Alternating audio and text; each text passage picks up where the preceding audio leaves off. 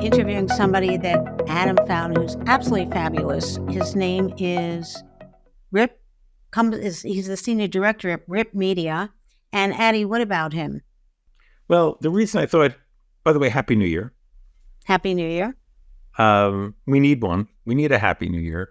I know. I thought he'd be a great, terrific, fascinating guest because his area of specialization is the recall election, which has been part of American life for a very long time. And at this moment, when people are just so angry and so frustrated and don't like people who are running their lives, it seems like it would be great to have a conversation with somebody who really understands the history and where recall elections are at this moment in time. Okay, I can't wait to talk to him. I think he's in the waiting room. Let's get him in. Let's get him in. Addie found you. We're really happy to have you on. And Addie, I was wondering if you think it's good for him to tell us exactly what he does. Yeah, I guess I did find you because I'm a political junkie, and political junkie is always looking for the next fix. So I guess recall elections were my next fix. And I'm obsessed with the recall blog, which you run, which we'll talk about in a moment, because it's sort of a dashboard of American frustration. So why don't you tell us a little bit about yourself, your background, how you decided that recall elections were worthy of all the work and academic study that you've done, and we can go from there. As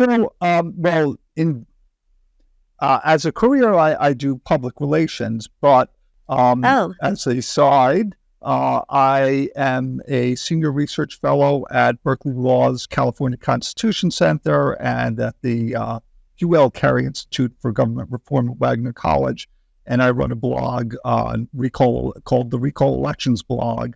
I write op-eds and on political process topics frequently, but my one big area of focus has been recall elections. Could you just take a second and explain what a recall election is? Sure. A recall election occurs when voters are upset or interested in removing an official, and they are able to collect signatures, gather, if they get enough, they could get the official on the ballot and re-vote on them effectively.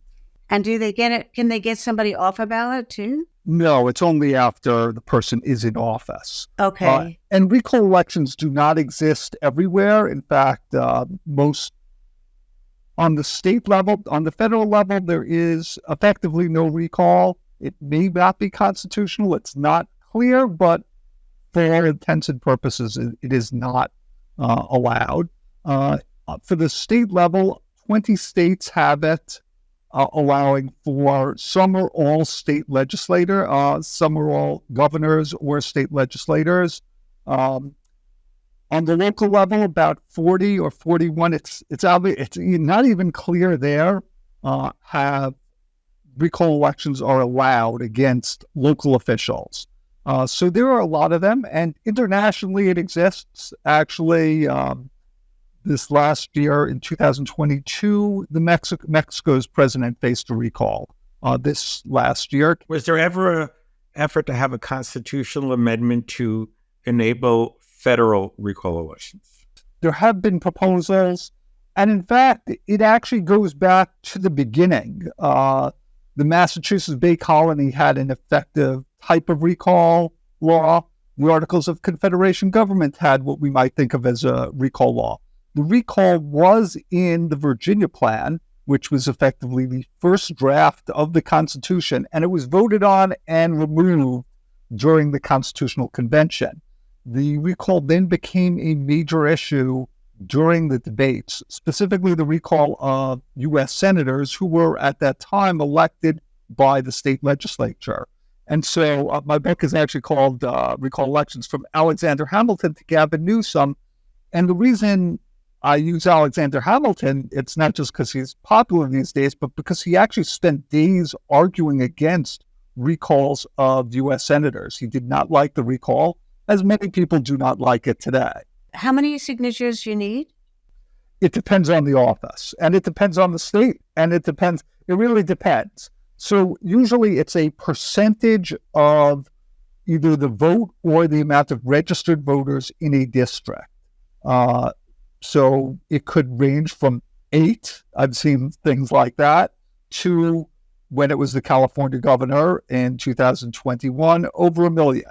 I was just going to ask if the debate historically was that you were giving the people too much power. I mean, this is when, to your point, the state legislators elected senators. So the idea of direct elections was controversial. The idea behind electoral office is there's a real kind of debate and some tension between what should an elected official be.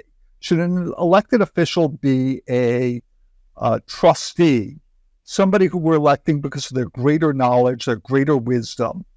Or should it be, and that person may vote against what we want and what we think is best simply because they are in office, because we're saying they are smarter at this? Or should an elected official be a representative, an advocate for our point of view? And over time, we've moved, I'd say, much further to that representative model. And the recall is very much a thumb on the scale of that idea. That's what voters seem to want, that they would have the ability to make that choice, to kick somebody out early because they don't support their position, even if that position has strong backing and strong ideals behind it. So that idea of the election after the election, when somebody has failed to deliver on the second role, not the first role, they're not the ultimate font of wisdom, therefore you go with them, but they're a mirror image of the electorate and the populace. I'm sort of surprised that we don't see more recall elections because we have such an angry population. Why is it that people just can't get organized enough? Well, it may be that we're seeing more of them. It's not clear because we don't have great stats on it. And we've certainly had 3 gubernatorial recalls this century, whereas we had 1 in the entire 20th century. And recalls really kind of come back to 4, by the way, in 1903 in LA, and then on the state level in 1908 in Wisconsin, in Oregon, and then California in 1911. But part of the reason is most offices are not partisan and are not, so the fight is not necessarily a partisan issue, but a policy issue. So most recalls are really about policy, and they're about things like firing city managers and taxes and development issues. And when you think about it, most jurisdictions are not necessarily partisan. Most states are really one party dominated or another, so these partisan issues are kind of fall down a bit. The other problem is simply that it may not work too well. As we've seen in California and in Wisconsin, the 3 gubernatorial recalls in recent years, sure, Arnold Schwarzenegger replaced Arnold Schwarzenegger replaced Gray Davis in 2003. Did that really help the Republicans long term? I don't think anyone would make that argument in California. They lost in Wisconsin. The Democrats tried to knock out Scott Walker, the governor, and they failed, and they certainly haven't had much success. I mean, now they're pretty much in the same spot at best. But 2014, they did not win the governor's mansion. 2016, they lost the state in the presidential race for the first time since '84. California, they ran a recall against Gray Davis. That certainly, not Gray Davis, Gavin Newsom. That certainly hasn't helped things for the Republicans. So it doesn't seem to be this level of success that warrants running too many recalls. But those were examples of the party initiating it, the opposite party initiating, rather than it being a grassroots bottom-up recall. Well, in some ways, some of those were actually grassroots bottom-up, and not necessarily the party. The party glommed onto it later. I see. In some cases, they didn't fully even glom onto it until like the last moment. even when it's an interest group one. So there's been several that have been about gun control, and the NRA was blamed for it. But it wasn't really the NRA that started these recalls, and they were in some ways opposed to it until later in the fight. At the beginning of it, they were like, no, this is going to look bad for us. But local people just jumped on it, and then the NRA eventually took credit. But at the beginning, they were very concerned about it. So Joshua, two-part question. How do you see a recall coming? And two is, who do you think's going to be recalled? There's always a lot of recalls. There's each year there's quite a number. Last year we had 100 recalls, almost 100 recalls, plus a number of resignations. It was 77 of those resulted in removal, 22 resulted in somebody surviving the race, and 31 resulted in people resigning. But they're usually, again, on the local level, city council members, school board members, that's who, mayors. The big recalls that are threatened now are DA recalls. There's a DA recall threatened in Alameda County, which is Oakland, for anyone thinking about it, Oakland, Berkeley. And there have been a number of these recalls threatened about district attorneys who are what we'd call progressive prosecutorial movement, where they've tried to move away from the idea that the prosecutor is this kind of crusading official, and instead they want something more along where they're much more focused on not punishing people as much. Wasn't that the basis of the recall of the DA in San Francisco? Exactly. So there was the DA in San Francisco, and there was an attempt against the DA in LA. And that one almost got to the ballot. They handed in 900,000 signatures. They handed in 715,000 signatures, but only 520,000 of them were validated, and they needed 540,000. No, they needed 560,000. Sorry. They needed 560. So it was close, but they'd still miss. So that's part of the problem. You need to get those signatures, and those signatures can be quite difficult to gather. Can they be done electronically, or does the signatures have to be? No, they have to be somebody standing in front of the supermarket saying, would you sign here? In some places, you could sign it and mail it in, but it does have to be in person. It has to be handwritten, and then they check them. Most of the time, most of the signatures get through. Most of the signatures are valid. The big reason to knock out signatures are actually that people aren't registered to vote, right? Or they live out of the district, but sometimes the signatures are bad. Sometimes there's duplication. It seems like if you would have an e-voting recall, you would have a dramatically increased number of recall elections, because it would be so easy to say, screw this person, I'm getting rid of them. I think that's true. I think that is definitely true, that if we had that, it would just radically increase things. How do you get that? Yeah, Faith and I want to throw people out. That's why Yeah, we like that. You'd have to pass it off. You'd have to pass laws. What kind of law? Where, though? In the state, you mean? Yeah. The states would have to pass it, and it probably would go through some rounds of litigation. But I don't know that the states are really racing to do that. What about groups that want more responsibility, public advocacy groups, the people who want electronic voting? Wouldn't they think that democracy would be purer if recalls were easier to generate? I guess, though they don't seem to be so obsessed with it. Part of the problem with recalls is it blows up in your own face. So while they might be a fan of it now, then when their official face a recall, suddenly they're not such a fan of it. It's like the nuclear option in Congress. Yes. But it's also, so the recall is kind of a weaker cousin to the initiative. They were both passed at the same time in California. They both came about at about the same time. They're the direct democracy weapons. But the initiative is, in many ways, is much more powerful. It doesn't get the same respect sometimes, but it really has reshaped a lot of things in America. When you think of cannabis laws, I don't think they would have ever passed if it wasn't for the initiative. Same-sex marriage may not have gotten to where it is today. And sometimes people get very upset about it, and it depends on who is being attacked with it. So the left was very upset after Prop 13 and some of the different initiatives in California.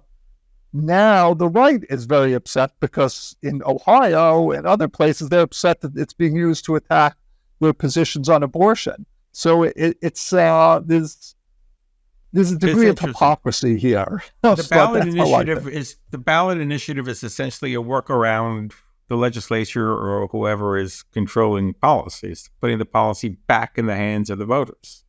Yes, exactly. And, we saw its power with the abortion initiative in Ohio, just how much they cared about it. In terms of numbers, do more females participate or more males, and younger or older, and what ethnically is the split? Does it look like? We don't know. I couldn't say at all. Yeah, no, it's impossible to really find that out. Why is that? Well, a lot of the times the signatures are they're not shared. They are actually secret in California, so we can't see them. But when you look at the polling, whoever it is, Gray Davis versus Schwarzenegger, there's gender breakdowns in survey data. Right, survey data, but recalls are too small for people to do that type of survey. They usually don't do any survey, right? Yeah. Unless it's a governor, they're not doing too much polling on it. But not only that, I would suspect that the breakdown is pretty much the same as a regular election, as everything else in America. I don't think there's going to be too much of a difference between a recall and other. No, I think Faith. I don't know. Faith's point, I think, is that men may be more impulsively angry than women. It's I'm possible, not sure, but I think women could be more. No, I wasn't going. I was thinking, women have so little places to express themselves that maybe they, and they're better at getting people together than men. True. So, but it would be interesting to me, even in the governor one, you don't know, right? It was just a lot of people, so it's hard to say. And there was money. You need money for a big recall. You need to get money. And how much money? I think you can get it on the ballot with like $5 million. Depends. It really depends. It depends on the office. But part of the thing that I think has happened is technology has made recalls somewhat easier to run. And so in the past, you have to get people upset, you have to get people interested, you have to get people motivated, you have to get people organized. Yeah, that's true. So you have to get people organized and you have to do all that. And it took a lot of effort. And as you said, perhaps women would have had a bigger advantage. But today, social media, email, text, that allows you to alert people to the issue. That allows you to get people angry and interested. Cell phones, spreadsheets, laser printers, all of these little devices that we think of as just part of our regular day life now make running a campaign much cheaper and easier. You could organize people to get signatures. So I want to ask you a question. Why are you so interested in this? So I started out, that's a good question. Most people think it's quite odd. So it is a good question. So there's a few reasons. One is I did my master's thesis on this in the 90s. I did a master's thesis, and I needed a subject that hadn't been written about, and it turned out there was a paper on there, and I saw it said there hadn't been much writing on it, and there had just been one of the most fascinating recalls ever in California in the 90s. There were 3 Which one is that? So there were, for 80 years, there were new recalls, 79 years, there were new recalls of the state legislature in California. And then there were, in a quick succession, there were 4. One against a president pro temp, which is the head of the Senate, over gun control. He actually survived. Then the next year, in 95, so the Republicans won control of the assembly for the first time in 25 years. And they looked like they were going to kick out the Speaker of the Assembly, Willie Brown, who is now very famous and probably the most famous Speaker of the Assembly in any place in America ever. And he brilliantly converted one of the Republicans to his side and tied it up. and then he kicked out another Republican because that guy was elected to the Senate, and he won. He kept control. So the Republicans used the recall, and they removed that official, and they tried to remove a Democrat who survived. Then he got somebody else to convert, and they recalled that person. And it just destroyed it. And since then, the Republicans haven't been anywhere near power there. So that really was a great example of it. And so I kept it up. But part of what I think is interesting is it shows politics at its rawest. It shows politics where, it may not be people making money. It may not be all of these social issues. It's about what people really care about. It could be, well, I don't want this house built near me. I don't want this development approved. I don't like the police chief. That's what happens, and then they find the recall to use it. Mm-hmm. Another thought here is that national politics is both, at the moment, is both terrifying and kind of boring. Like, a lot of the color has been sucked out of politics today. The issues are really kind of straightforward and plain, and that's not the case with a recall. A recall could be very interesting, it could be very exciting, and it could be just all over the place. So I kind of like that about that's what you do for fun. It is messy and unpredictable. But let me ask a question about at a very hyper-local level, where the Republicans and the right have been very successful in starting to control school boards and really influencing from the ground up. Has there been an effort by, let's call it, the woke mob or the other side to use their power of recall to reshape local governance? There have been on occasion. There was one big moment where the recall kind of nationalized. That was COVID. Right? COVID, and it kind of makes sense. I'd say more than kind of, it makes a lot of sense. COVID saw this major change in people's lives, more so than anything we've had in our lifetime in government, where they suddenly said, okay, we're doing, you will now stay home. Schools will be shut. And there was an impact, and there was a repercussion, and there was a reaction, and that saw many recalls attempted. What was interesting, and a large number of those recalls were attempted against school boards. Mm-hmm. And it was not a Democrat versus Republican thing. It was in places like Idaho, where they were Republicans. What was interesting was that they almost all failed. Like, very few of them got to the ballot. There were like 250 attempted, but only a few got to the ballot, and almost all those officials survived the vote. So it was sort of an affirmation of these officials' position on COVID, where they said, okay, we're going to close the school. But it was kind of that moment. And we have seen others on book bans and things like that, but it hasn't been a across-the-board organized effort on social issues. So there's no recall reflex yet, call it that, to coin a phrase, but there could be, just like, the ballot initiative movement that you talked about, because it just seems like we're angrier than ever before and we're looking for outlets. Yes, it certainly makes sense that would happen. And it could be that the recall is a lagging indicator as opposed to the referendum, as opposed to the initiative, which is more of a leading indicator. So maybe the recall is 20 years behind the times of the initiative, or 30 years. But, we don't know yet. That's really what it comes down to. Maybe there's a business we could start.